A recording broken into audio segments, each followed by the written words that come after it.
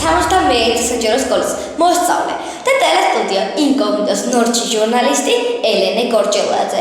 დღეს ჩვენი გადაცემა მინდა დავიწყო ქალბატონ მანანასთან. 26 წელია ზრდის ნორჩ ჟურნალისტებს.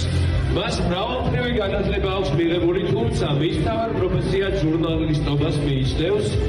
ნომინაციაში გამოცდილება და ხარისხი 2023 ჯილდოვდება ქალბატონი მანანა გაბრიჭიძე. აპლოდისმენტები თუ შეიძლება. პირველ რიგში მინდა მადლობა გადავუხადო აი ამ ორ ძვირფას ქალბატონს, რომლებმაც მართლა მოგვეცით ძალა ჩვენ ქალბატონებს, რომ კიდევ უფრო მეტი ვაკეთოთ. მინდა ნათიას განსაკუთრებული მადლობა გადავუხადო, იმიტომ რომ მე ერთ დროს BBC აკადემია დავასრულე. მადლობა მისცეს შენ. არ მინდა გამოვჩეს ჟიურის წევრები, რომლებმაც გადაწყვიტეს, რომ აუცილებლად გამختارიყავი მე თქვენი გუნდის წევრი და მადლობა ყველას აბსოლუტურად. მართლა საოცარი საღამოა და ადამ ქალბატონებს მართლა გჭირდება აი ესე რაღაცა ასე ვთქვათ შექება, წახალისება და მადლობა ამისთვის თქვენ. მე რაც შეიძლება ყველაფერს გავაკეთებ და როგორც ლიდერი ქალი კიდევ ერთხელ ვაჩვენებ ნებისმიერ ქალბატონს თუ როგორ შეიძლება იყოს ლიდერი ქალი. წარმატებები და უამრავი წარმატებები. დიდი მადლობა ქალბატონ მანანას. კიდევ ერთხელ აპლოდისმენტების ფონზე მიულოცოთ მას ეს ნომინაცია, გილოცავთ. აქვე მუსიკა და აქვე ფოტო, რომელიც სამახსოვროდ დარჩება მას. დიდი მადლობა. აპლოდისმენტები.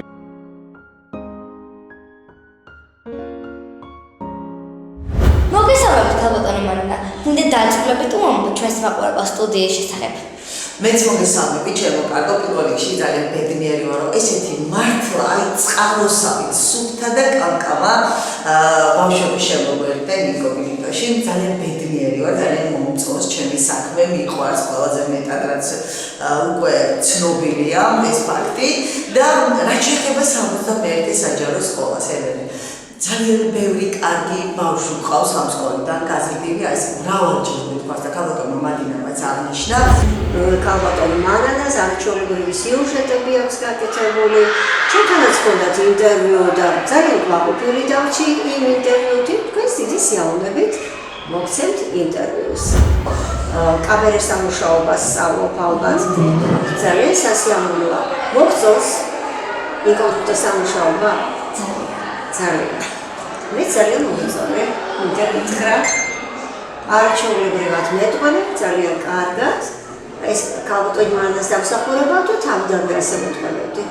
არა, მეტყველებ და ნამდვილად კარგად, უბრალოდ დიქციაზე ვიმუშავეთ, ხო? და ძალიან შედეგია. ძალიან კარგი, წარმატებებს გისურვებს. ის არასოდეს არ ყოფილა, რომ 71 საჯარო სკოლას თავად გამოეყოს ამისთვის სპეციალური გარემო ოფისი და ალბათ ძალიან მნიშვნელოვანია დღეს ვიცით, რომ ყველაზე დიდი პრობლემა არის ტრანსპორტირება, დროის პრობლემა და მშობლისთვის ყველაზე კომფორტულია, რომ სკოლაში ისე რომ გაგრძელებულია ბავშვი მანამდე გაკვეთილზე ჩვენთან ესწრება, ან გაკვეთილების შემდეგ ჩვენთან ესწრება მერე გადადის გაგრძელებულში და არის ძალიან მნიშვნელოვანი ამისთვის. ძალიან დიდი მადლობა მინდა უთხრა 71 საჯარო სკოლას, იმიტომ რომ და დირექციას, იმიტომ რომ მათი მონდომების გარეშე ეს ნამდვილად ვერ იქნებოდა. რაც შეეხება ელენიკოს, მე მინდა ელენიკო გითხრა, რომ შენ იმდენად კარგად გაუგე და აუღე ამ სულ მოკლე ხანში ამ ყველაფერს, რომ მე დარწმუნებული ვარ, შენ ერთადერთი ჩემი საამაყო გოგო იქნები, რომელიც ძალიან გავაუწყავს და ყველანი მიყვარხარ ვის რომელ თაობასაც საამაყო თაობას ვეძახ, იმიტომ რომ უამრავი თაობა ყავს გაზრდილი. პირველ რიგში მადლობა რომ გვიმასპინძლეთ. ვიცით რომ 71 საჯარო სკოლის უამრავი თაობა ინკოგნიტოს სტუდიაში არის გაზრდილი. მას წარმატებებზე კი მოგვიანებით ვისაუბროთ. დიახ, მოგვიანებით ვისაუბროთ, თუმცა ყველამ კარგად იცის საბატა ბაბოა, ნინო ქობალია, არ მინდა ვინმე გამორჩეს, ქეთი ყვაღილიძე, კიდევ ქეთი და მარიამი გვარები ზუსტად კარგად არ მახსოვს და არ მინდა რომ შევცდე. ასევე მიშიკო ბედინაშვილი, რომელიც სხვადასხვა დაფინანსებულ პროექტში მოხვდა და ძალიან მეჭერი იყო და მართლა საოცრად მიყავდა როგორც ბიჭს გადაცემა და ძალიან კარგი იყო.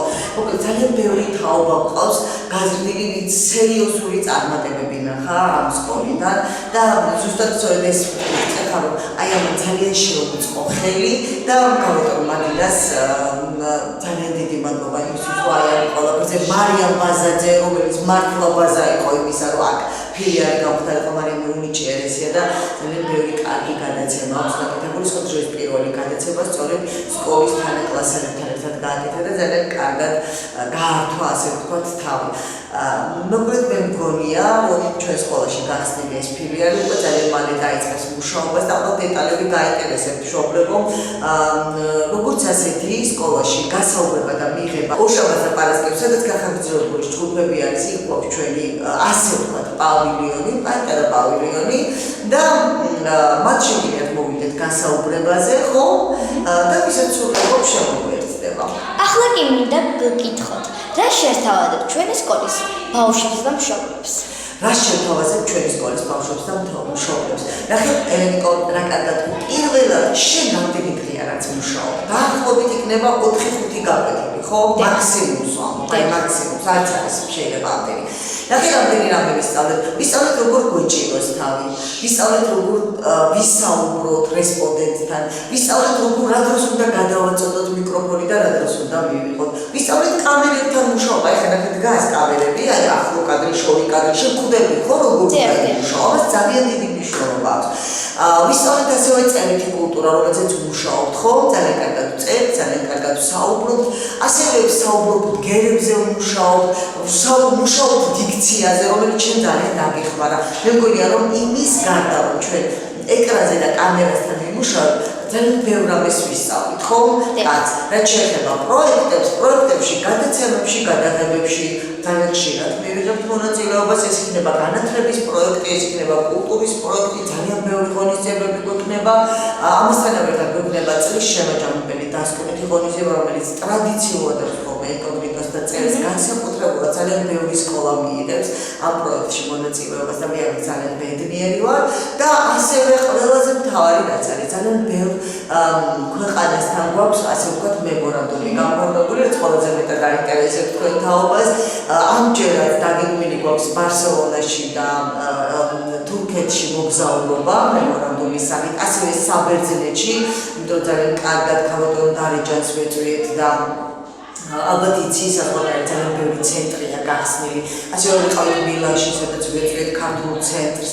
და ეს ყველაფერი, ეს მოგზაურობა, ეს სიუჟეტების გაკეთება, ეს გადაცემები მაქსიმალურად შევეცადეთ, რომ ყველაფერი შეღავათი ამ ფასებში, მაგრამ საინტერესო პროექტების სახით განვახორციელოთ და მე მგონია, ძალიან ბევრი კარგი თაობა შემოგვიერთდება და ვიმოგზაურებთ მსოფლიოს გარშემო. მოკლედ, მშობლებო და ბავშვებო, გთავაზობთ ძალიან კარგი პროექტებს, განხორციელებას, აი მის გარდა საზღვარგარეთიდან მომზადებულ სიუჟეტებს და მოკლედ მსოფლიო უნდა იყოს წარმატებული ინკოგნიტოებების და რაღაც ყოველდღე 71 სკოლა შემოუერთდება ამ ყველაფერს და ელენიკო ერთ-ერთი სახეა ამისა, რომ საოცარი თვალები, საოცარი ფერი, საოცარი გარემო და საოცარი აურა და მაგარი გოგოა მოკლედ როგორც გავიგეთ, ჩვენ სტუდიაში იმის გარდა რომ მომზადებთ გადაცემებს, მოგვიწევს მსოფლიოს სხვადასხვა ქვეყნებში გაცვლა-გამოცვლის პროგრამით მოგზაურობა. დიახ, სწორედ ამაზე ვისაუბრე. გაცვლა-გამოცვლის პროგრამით მოგზაურობა ძალიან ბევრს ნიშნავს, იცი, ელე. შეიძლება ეს ქვეყნების სანახავად ყველანი წავიდეთ, რატომაც არა, მე წავალ, ვიღაცა წავალ, დღეს ახლა არაფერი არ არის შეზღუდული, მაგრამ როდესაც შენ მიდიხარ პროექტით, მიდიხარ საქმიანი ურთიერთობით, აი მაგალითად ქუჩაში გამოდიხარ და მიკროფონით, კამერით, შენით მუშაობ, შენით აკეთებ გადაღებას, ძალიან მნიშვნელოვანია, ხო ეს? აი ყველას მოგწონს, რატომაც არა, ხო ეს პროექტი? მე ძალიან კარგად მახსოვს ბარსელონაში ყველაზე პატარა ჟურნალისტი 7 წლის მყავდა მაშინ ნინი მოცრაძე, რომელიც 150 სხვადასხვა ქვეყნის ჟურნალისტი იყო შეკრებილი, სადაც ფეხბურთელები უნდა მოსულიყო, კაპონოს ფეხბურთელები და ჩვენი პატარა ჟურნალისტიც იდგა და ძალიან ბედნიერი ვიყავი იმით, რომ დაახლოებით ერთ კვირაში საოცარი სისწრაფით გავრცელდა ნინი მოცრაძის ის კადრები პარიზის არხმა, ძალიან ბევრმა სხვადასხვა არხმა წაიღეს, რომ ეს პატარა გოგონა, რომელიც მიკროფონის სიმაღლეს იყო თითქმის, იდგა და ამ დიდ ჟურნალისტებთან ერთად აშუქებდა ფეხბურთელების მოსვლას. სწორედ ესეთი განსაკუთრებული მომენტები, რომ თქვენ თავად გააშუქოთ, იგივე საკრადა ფამილიაში სტუმრობა და იქ გადაღება მოვიპოვოთ და გავაკეთოთ. ძალიან ბევრი კარგი ნიუანსი შეგვიძლია, ასე ვთქვათ, ჩავწეროთ ჩვენი სკოლის ისტორიაში, ხო? დიახ. რა შეგვიძლია ამის შესახებ უთხრათ ჩვენს მაყურებელს?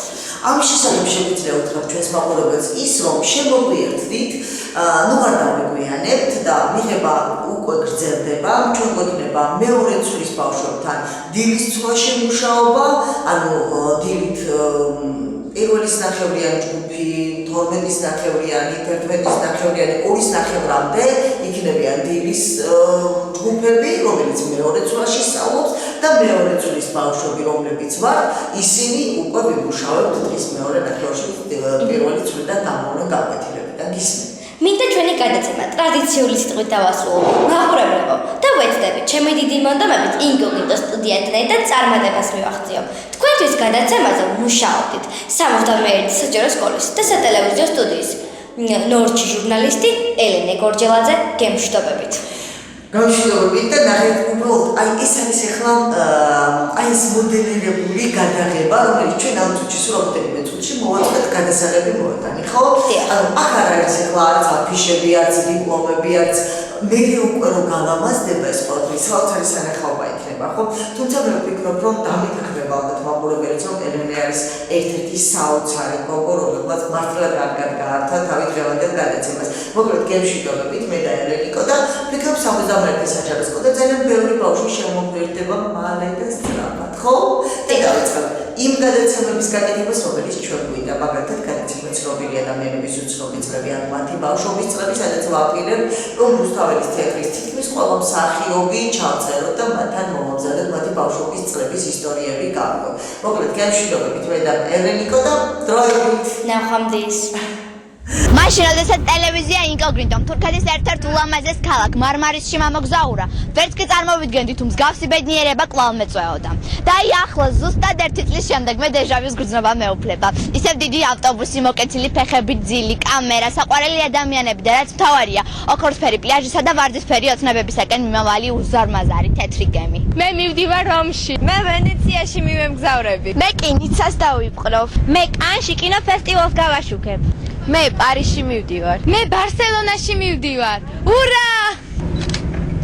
მე კი ერთ კვირას გავატარებ ულამაზეს სასტუმროში ქალაქ ლორენტეში. ჩვენ ინკოგნიტოები ვარ და ევროპას დავიპყრობ.